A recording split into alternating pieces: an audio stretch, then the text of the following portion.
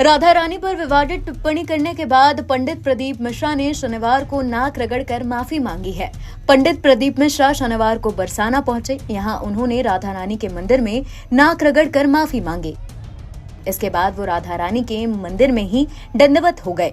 पंडित प्रदीप मिश्रा को मिल रही लगातार धमकियों के कारण राधा रानी मंदिर में सुरक्षा के कड़े इंतजाम किए गए थे।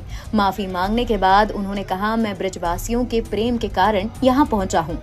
उन्होंने आगे कहा कि मेरी वाणी से किसी को ठेस पहुंची है तो मैं उसके लिए माफी मांगता हूं। मैं ब्रजवासियों के चरणों में दंडवत माफी मांग रहा हूं। मैं लाडली जी और बरसाना सरकार से क्षमा चाहता हूं। उन्होंने कहा, मेरी सभा से निवेदन है कि कोई किसी को अपशब्द नहीं कहे, केवल राधे राधे और महादेव कहें। क्या कहना चाहिए? राधा रानी का दर्शन किया, बरसाने की पवित्र भूमि को प्रणाम किया, नमन किया और महारानी जी से माफी मांगी कि हमारे शब्द से कोई त्रुटि हुई हो तो क्षमा करिएगा।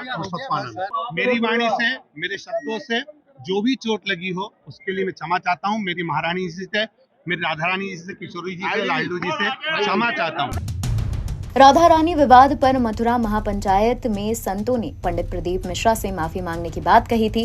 पंचायत ने कहा था कि वो 4 दिन में बरसाना आकर माफी मांग ले। संतों ने ये भी कहा था कि हम बयान के खिलाफ FIR दर्ज नहीं करा रहे हैं, लेकिन अगर प्रदीप मिश्रा ने 4 दिनों के अंदर माफी नहीं मांगी तो बड़ा आंदोलन करेंगे। राधा रानी ने उनको सद्बुद्धि दी और जैसे हम लोग चाहते हैं कि नाक रगड़ के माफी मांगे, साष्टांग दंडवत प्रणाम श्री राधा रानी के आगे उन्होंने करी, नाक रगड़ी और बाहर आकर के मीडिया के सामने कहा कि मेरे द्वारा किसी को कोई कष्ट पहुंचा हो उसके लिए मैं क्षमा प्रार्थी हूं। और उनके अंदर सद्भाव दिखा, उन्होंने तरीके से माफी मांगी। राधा रानी के साथ जो उन्होंने गड़बड़ बोला था उनके चेहरे पे प्रायश्चित दिख रहा था, उनके चेहरे से लग रहा था कि हाँ उन्होंने गलती करी है, लेकिन उन्होंने क्षमा भी बड़े मन से मांगी है। आज के इस जो कुछ हुआ है उसे देख करके हम लोग बड़े प्रसन्न हैं और हमारी शर्त भी यही थी।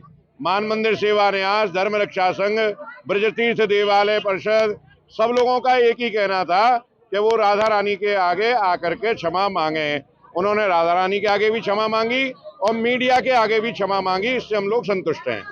आज जो ब्रजवासियों की मांग थी कि प्रदीप मिश्रा अपनी की हुई गलती की नाक पकड़ के रगड़ के यहाँ क्षमा मांगे, तो आज सभी ब्रजवासियों के समक्ष राधा रानी के सामने लंबी लेट करके और नाक रगड़ करके प्रदीप मिश्रा ने अपनी गलती की माफी मांगी है। और उन्होंने शब्दों में भी कहा है, अपने अनुयायियों को भी कड़ाई से कहा है कि कोई भी हमारे पूज्य आचार्यगण के लिए, कोई ब्रजवासी के लिए किसी प्रकार की कोई भी गलत बातें न करे जिससे कि कोई और विवाद खड़ा हो। आज उन्होंने माफी मांगी है और माफी के साथ में इस पूरी लड़ाई में हमारी मीडिया का बड़ा योगदान रहा है।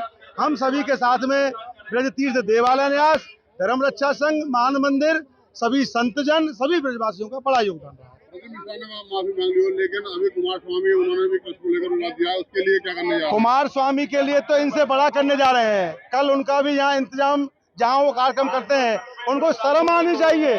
वो कह रहे हैं कि राधा कृष्ण का मंदिर बनाएंगे और राधा कृष्ण के मंदिर साथ भगवान कृष्ण के बारे में इतनी अनर्गल टिप्पणी आज तक पौंड्रक ने भी नहीं की, शिषपाल ने भी नहीं की। वो तो शिषपाल और पौंड्रक से बड़ा है, उसका इंतजाम तो इनसे बड़ा होने जा रहा है।